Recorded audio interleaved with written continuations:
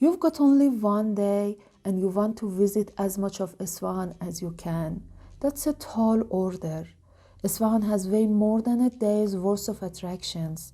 I mean, the city is very old, but the curse of only having a day is what I see a lot with my guests when they plan to visit Iran. So I thought, let's make a little list of the places you can visit in a day to take in as much of Isfahan as you can. And there is no better way to do that with one of my actual guests, meet Jocelyn. She only has a day in Isfahan, so let's go. The first place to go, definitely Naqsh-e Jahan Square. There is absolutely no doubt about it. And I like to have fun with that. Jocelyn, I want to see your face. When you enter the square, because it's really for all the people when for the first time they see the square, they face really nice to see it, because it's something that more than you imagine. Now you can open it. No? Okay. Yes. Wow. It's amazing. Yes.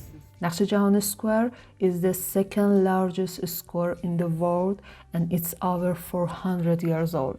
Most of the places we are going to see in this video are 400 years old. That's because in the 17th century, the capital city of Persia moved to Isfahan in the time of Safavid dynasty.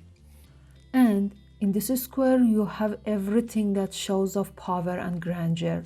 You can see a palace, mosque, school, and bazaar. And the middle of the square was to entertain the guests, and it was actually the place for hosting Chogan games. Chogan is the traditional Persian game that is known around the world as polo. So we are gonna be visiting each of the parts of the square today. But first, we need to power up with some breakfast. And there is no better place to do that than Shah Haj Mirza. The atmosphere of this place is very traditional and it looks like eating in a museum. We ordered some breakfast, but first I had to explain how we wrap the food in flatbreads the Iranian way. Then washing it down with some tea and nabat, as the Iranian grandmother's medicine for every disease. It's expression with us that our grandmas use this as drug. Whatever in your body, whenever it's pain, they use this. For example, if you have headache, use this. If you have stomachache, use this. Like a medicine. Yes, something like medicine, yes. After that, it was time to let her try one of the traditional taste mixes of Isfahan that is very popular among people. That is the mix of dugh and gushfil. Dugh is yogurt-based drink that is salty and sour, and gushfil is a type of sweet. I love it myself, but Jocelyn wasn't a fan. What's your idea? No? She'd rather eat gushfil with her tea. Still, I definitely recommend you try it in Isfahan. You won't find it anywhere else. With full bellies, we were off to the first location, the Palace of Ali Qapu. This is one of the tallest royal palaces of Iran. It was a place where the king hosted officials from other countries, and from the balcony, they could watch games of chogan and archery. The balcony ceiling is covered with khatamkari and it's just magnificent. The palace is the symbol of Safavid architectural mastery. Don't miss out on it. The sky today is just perfect, even though it was very cold. We don't get to enjoy such a blue sky often in this season. Inside the palace, you can see beautiful decorated walls and ceiling, and you can see many frescoes on the walls. Next, we are off to Chehel Sotoon. On the way, while shivering from the cold, we cross the Grand Bazaar of Isfahan. This bazaar alone can soak up all of your day with the many different sections that it has and all the different handicrafts that you can see in the different parts. If you are interested in these handicrafts and how they are made, don't forget to check out the handicrafts playlist on the channel. I've made videos about many of them so far.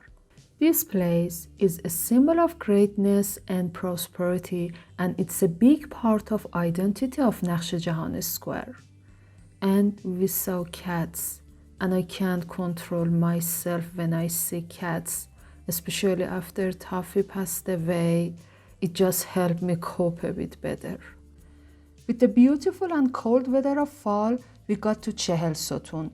This is another one of the Safavid palaces that has different elements of Persian gardens. And inside of the palace is covered in frescoes and designs about the different historical events. The palace has 20 total columns and there is a big pool right in front of it. And it's started to rain. Next up, the famous Shah Abbas Mosque. This mosque on the south side of the square is the grandest Safavid mosque. It's covered with tile works in all sides. You just feel like you are in the blue heaven.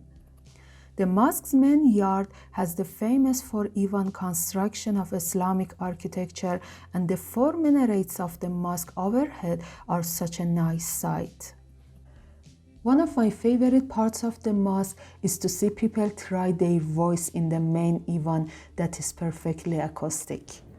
ملکا ذکر تو گویم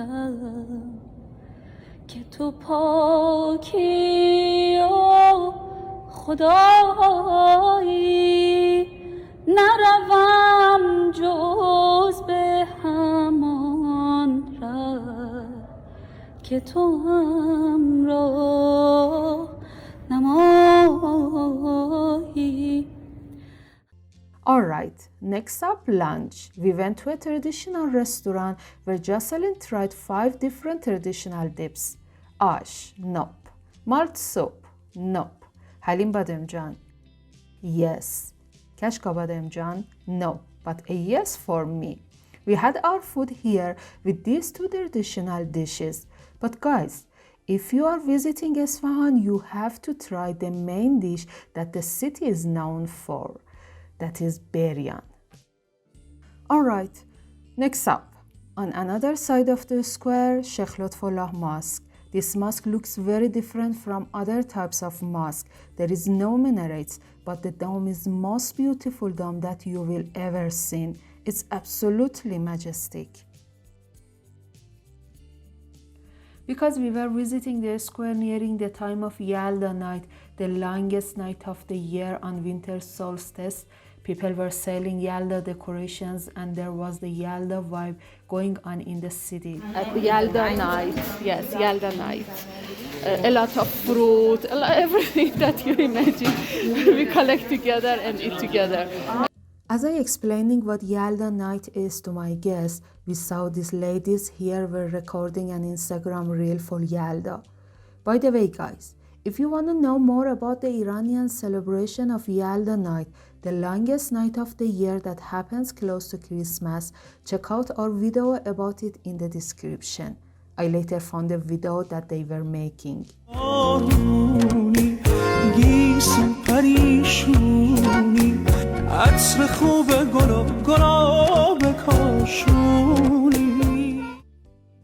There are still so many places to visit even in this vicinity, but the time is running and the river is calling us.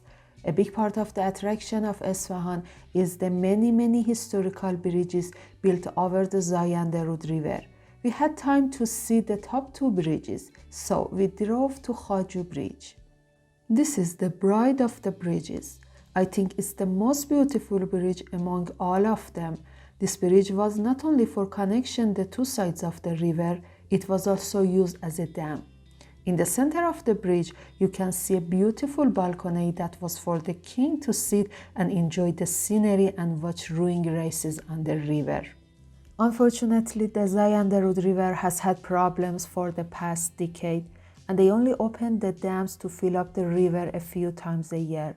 Jocelyn was lucky that she saw the bridges with water flowing under them. It's cold. It's still cold. It It was so windy though, and I was so cold, but still I suggested we have some saffron ice cream, but my guest wasn't interested, so we went on the next bridge, Sia Sepol. This bridge is the longest bridge over the river, and it connected the Royal Chahar Bagh, the four gardens, to the new district made by Armenian immigrants in the beginning of the 17th century called the New Julfa. That's where we are headed next. This district looks different from the other historical parts of the city because the vibe is more Christian than Islamic, because the majority of the people who live in this district are Armenian. And actually it was near the time of Christmas, so they were preparing Christmas decoration. This part of the city is usually popular among the younger generation. They hang out here a lot.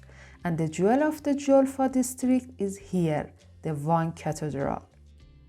Inside, the walls are covered with religious paintings of life of Jesus and historical paintings about the suffering of Armenian people in war.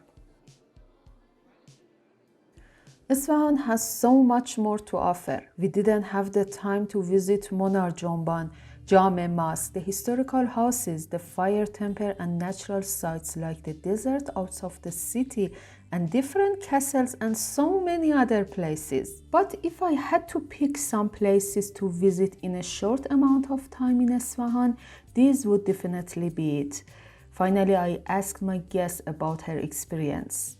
And if I choose and I come back, I always choose you. Thank you so much.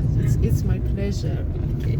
Thank you guys for watching. Don't forget to check out other detailed videos about the handicrafts of Iran and the history of Yalda night. And tell us in the comments which of the places you would like to visit, or if you have been to Isfahan before, which places do you recommend it. Don't forget to like and subscribe guys. I'll see you in the next video.